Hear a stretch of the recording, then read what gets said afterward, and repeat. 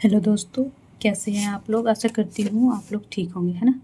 तो चलिए आज डेली करंट अफेयर्स, आज 30 तारीख है, तो ये आज का करंट अफेयर्स है। कुछ इम्पोर्टेंस क्वेश्चन मैं बता रही हूँ जो हर एग्ज़ाम के लिए UPPSC, JPSC, PPSC all exam के लिए ना इम्पोर्टेंस है ना? कहीं कहीं ना आता ही है। तो एक नज़र देखते हैं कि क्या क्या करंट इम्पोर्टेंस इशू है।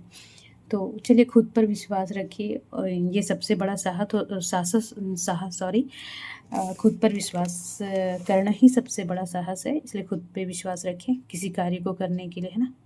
और जीने के लिए भी ही बोलते हैं, ठीक है? तो चलिए, पहला क्वेश्चन क्या है कि पैठनी साड़ियाँ किस राज्य की है ना? तो ये पैठनी साड़ियाँ कहाँ की है? तो ऑप्शन ए हो गया महाराष्ट्र, बी हो गया कर्नाटक, और सी केरल, और डी है असम। तो ये कहाँ की है? ये देख लीजिए फ़ोटो में ना, ये पैठनी साड़ी कैसी होती है। तो ये है महाराष्ट्र की। तो आंसर क्या हो जाएगा? महाराष्ट्र। तो अब देखेंगे ना कि ये पैठनी साड़ियाँ बनती कैसे हैं।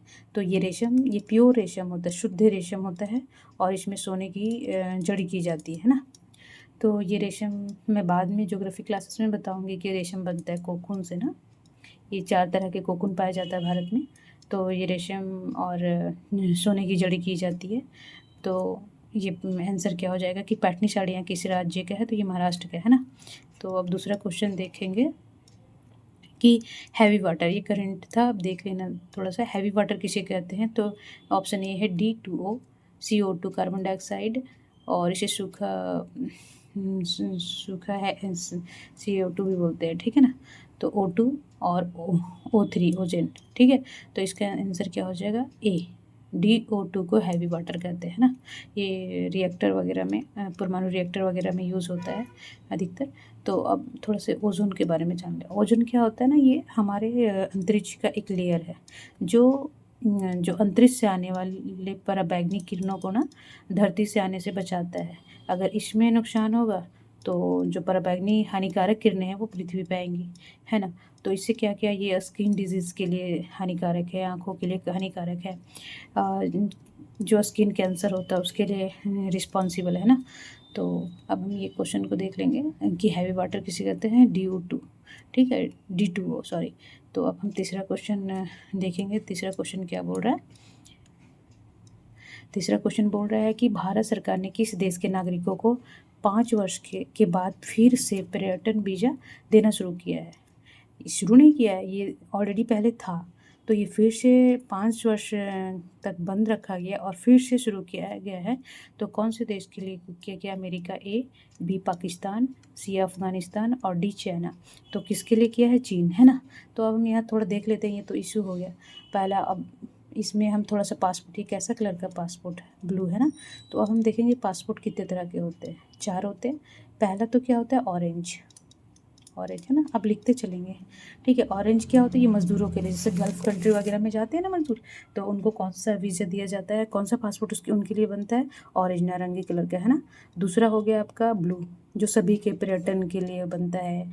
फिर जो IT सेक्टर वाले काम करने जाते हैं, प्राइवेट लोग, जो पर्यटन हो गया, IT सेक्टर वाले काम करने जाते हैं उसके लिए हो जाता है। घूमने उमने के लिए जाते हैं लोग उसके लिए, मतलब कि। और फिर एक होता है सफ़ेद, है ना, वाइट कलर का, वो डिप्लोमेट, जो एम्बेसी वगैरह में कार्यवाही करते हैं ना, जो प्रशासनिक लोग होते हैं, उसे उसे वाइट कलर का। और एक होता है पिंक कलर का, है ना? तो पिंक कलर का, जो वाइट से भी ऊंचे लेवल के होते हैं ना, उनको दिया जाता है पिंक कलर का पासपोर्ट। तो कितने तरह? 4 हो गया, नारंगी, सफ़ेद, और ब्लू, और क्या बोले, पिंक कलर का, है ना? तो ये याद रखिएगा। अब चलिए क्वेश्चन नंबर 6 देख लेते हैं, सॉरी 4 देखते हैं। 4 क्या बोल रहा है? 4 बोल रहा है कि 4 बोल रहा है जम्मू कश्मीर के श्रीनगर में पहलगाम हमले के मास्टरमाइंड मूसा सहित 3 आतंकवादियों को मार गिराया गया, है ना? इस ऑपरेशन को क्या नाम दिया गया है? वो पहलगाम अभी पढ़े थे ना कि वो उसके लिए ऑपरेशन सिंदूर भी चलाया गया था, है ना? जो 26 पर्यटक मारे गए थे, है ना? तो ये जम्मू कश्मीर श्रीनगर में जो मास्टरमाइंड था उस पहलगाम हमले के लिए, तो उसको श्रीनगर में जो अभी हुआ है, तो उसको क्या नाम दिया गया है? महादेव। अभी सावन भी चल रहा है, महादेव शिव जी ना। तो ये ऑप्शन क्या हो जाएगा इसका? ए, अब हम थोड़ा ना नज़र दौड़ा लेंगे। इसका तो है क्या, सिंदूर वही पहलगाम हमले के विरोध मतलब कि उनके जवाब में जो ऑपरेशन चलाया गया था सिंदूर था, और ऑपरेशन ब्रह्मा, ये ब्रह्मा कब था, म्यांमार में जो भूकंप आई थी ना, शायद कब आई थी, ये 28 मार्च 2025 में आई थी ना। तो इसका तीव्रता कितना था, 7.7। हम जानते हैं कि 6.9 के बाद जो भी भूकंप आती है ना वो काफ़ी हैवी होती है ना, विनाश के लिए। हर तरह का विनाश हो गया, आर्थिक, राजनीतिक, पॉलिटिक्स, सभी सांस्कृतिक, सारे तरह का विनाश है। भूकंप आएगा तो विनाश ऑब्वियस होगा ही, है ना। तो अब ये म्यांमार और भारत जो राहत कोष पहुंचाई थी, चिकित्सा के क्षेत्र में हो या हर तरह का चिकित्सा, तो वहाँ उसे क्या बोला गया था, ऑपरेशन ब्रह्मा। अब ऑपरेशन दोस्त, ये 2023 में जो 2023 में जो सीरिया और तुर्की में जो भूकंप आया था ना 7.8, ये भी काफ़ी हैवी था और काफ़ी नुकसान, कम से कम लगभग 50,000 लोग मारे गए थे उस भूकंप में ना। तो उसे क्या क्या दिया गया नाम, ऑपरेशन दोस्त, है ना। चलिए, तो ये देख लीजिएगा, ऑपरेशन महादेव का, क्लियर है ना। चलिए, अब क्वेश्चन नंबर 5 देखते हैं कि विश्व प्राकृतिक संरक्षण दिवस।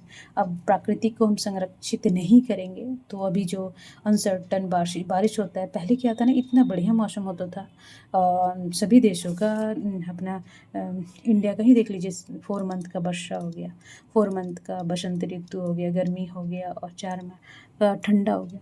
तो ना एक सीक्वेंस होता था, ना ज़्यादा गर्मी ना ज़्यादा ठंडा। अब तो हीट वेव, मैं ज्योग्राफी में पढ़ाऊँगी कि हीट वेव क्या होता है ना। तो अभी तो हमेशा टेम्परेचर क्या होता है गर्मी में, तो 45, 49 तक राजस्थान में चला जाता है। तो संरक्षण करना हमारी ज़रूरत है, तो है ना। तो विश्व प्राकृतिक संरक्षण दिवस कब मनाया जाता है, तो ये हो गया 28 जुलाई, है ना। तो 28 जुलाई को मनाया जाता है। तो अब देखेंगे कि इसका थीम क्या है। तो लोगों और पौधों को जोड़ना, वन जीव संरक्षण में डिजिटल नवाचार की खोज, है ना। तो ये क्या है कि लोगों को पौधों से जोड़ना और डिजिटल, इसमें जब हम संरक्षण करेंगे, लोगों को पौधों को आपस में जोड़ना, उसका कोऑर्डिनेशन करना, उसका प्रॉफिट लॉस बताना, है ना। क्या बेनिफिट है इनके, फिर वन जीव के संरक्षण से क्या क्या इन्वायरमेंट में फ़ायदे होते हैं, नेचर के लिए क्या, अच्छे से चलने के लिए, नेचर को फिर से संरक्षित करने के लिए क्या ज़रूरत है। तो इसके लिए बहुत सारे एक्ट वगैरह हैं, हम पढ़ाएंगे ज्योग्राफी में आपको। तो इसको क्या है, डिजिटल नवाचार, जैसे नवाचार मीन्स कि नए नए तरीके से जोड़ने के लिए इसका थीम रखा गया है ना। फिर अब चलिए आगे देखते हैं, आगे क्वेश्चन कौन सा है, क्वेश्चन नंबर है 6, है ना। तो क्वेश्चन नंबर 6 क्या बोल रहा है कि ग्लोबल, ये स्पेक्स होगा, ओके, तो इसको हम मिटा देते हैं, ठीक है ना। तो क्या है कि ग्लोबल एस्पेक्स 2030 नाम का पहला सॉरी, ये ना टाइपिंग मिस्टेक हो जाता है। तो पहल किस संगठन के द्वारा शुरू किया गया है ना, तो ग्लोबल एस्पेक्स 2030 नाम का पहल किस संगठन के द्वारा, तो ये ग्लोबल यानी विश्व स्तर पर, तो ये तो इंडिया का कोई संस्था करेगा नहीं। तो इसका क्या आंसर हो जाएगा, WHO। तो हेल्थ के लिए वर्ल्ड हेल्थ ऑर्गेनाइजेशन ही करेगा ना। तो अब हम थोड़ा सा WHO के बारे में भी जान लेंगे कि इसका, ये ना कोई PCS हो या कोई भी एग्ज़ाम में ना पूछ लेता है। तो इसकी स्थापना दिवस 7 अप्रैल 1948, है ना। और इसका जिनेवा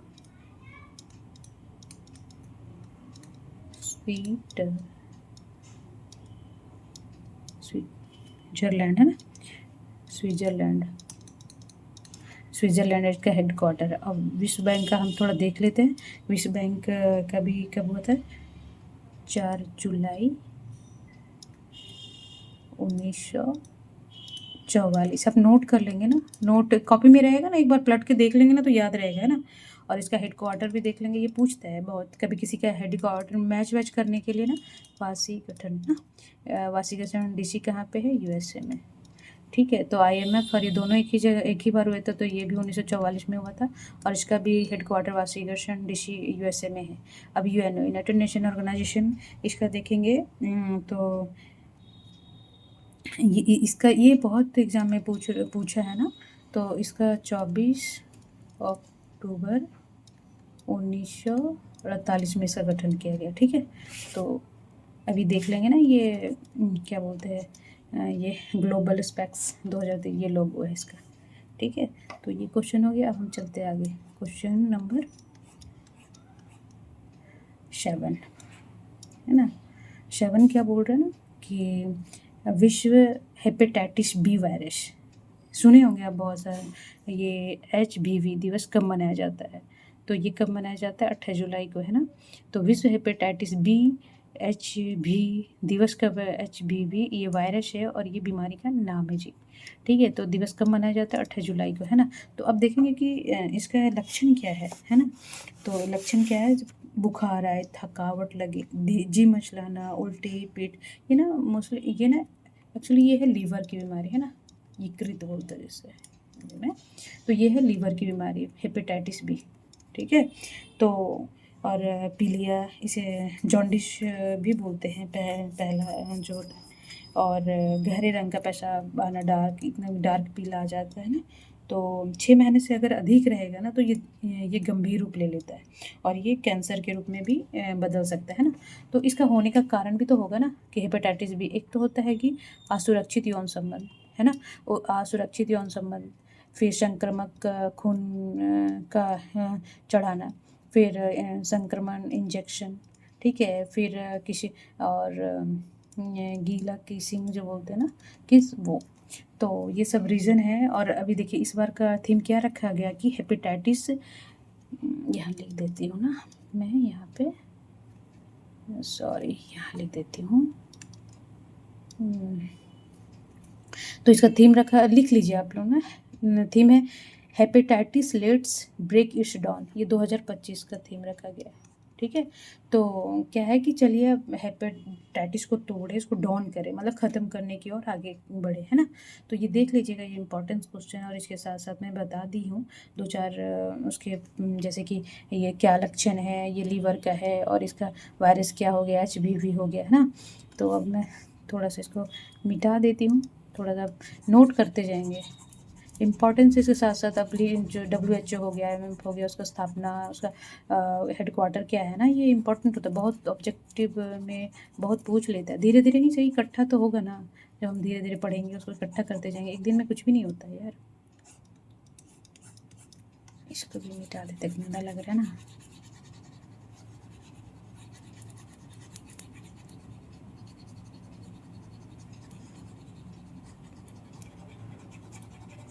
चलिए पढ़ते रहिए, थोड़ा थोड़ा ही सही रोज़, है ना। कुछ कमी और स्पीड बढ़ा के पढ़ लीजिए। एक्चुअली क्या होता है ना कि रिकॉर्ड ना ये स्टैंडर्ड वॉइस स्पीड में होता है, तो आप लोग ना थोड़ा सा स्पीड बढ़ा के ना आप लोग 1.5 में देख लीजिए, तो जल्दी जल्दी, अगर 10-15 मिनट का है वीडियो तो वो 10 मिनट में चला जाएगा, 5 मिनट में हो जाएगा। कानों में सुनेगा और थोड़ा देख के देखिएगा तो ध्यान और ज़्यादा रहता है। देखा हुआ चीज़ ज़्यादा याद रहता है ना। तो ये कर लीजिएगा और मैं कर बताइएगा कि कहाँ दिक्कत है और कहाँ मुझे सुधार करना है, और क्या मतलब कि और किस टॉपिक पे बनाए हम वीडियो। ठीक है, ये 4 तरह का, ये बहुत सारे मेंस में भी जब हम ऐसे वैसे लिखते हैं ना, इसको लिख लिया कीजिए ना, ये सब पॉइंट अगर नॉलेज है ना तो उसको कहाँ यूज़ करना हमें आना चाहिए ना।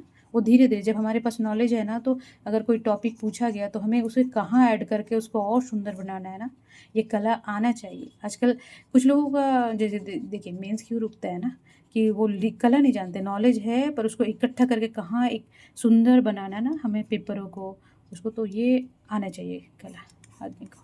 चलिए चलिए अब मैं क्लास को विराम देती हूँ, और तब तक अपना ध्यान रखें, अपने फैमिली का भी ध्यान रखें, अपना रखें, और पढ़ें, खूब पढ़ें, है ना। और सकारात्मक सोचिए, सकारात्मक रहे, सकारात्मक सोचेंगे तो सकारात्मक ऊर्जा का विकास होगा। Thank you so much.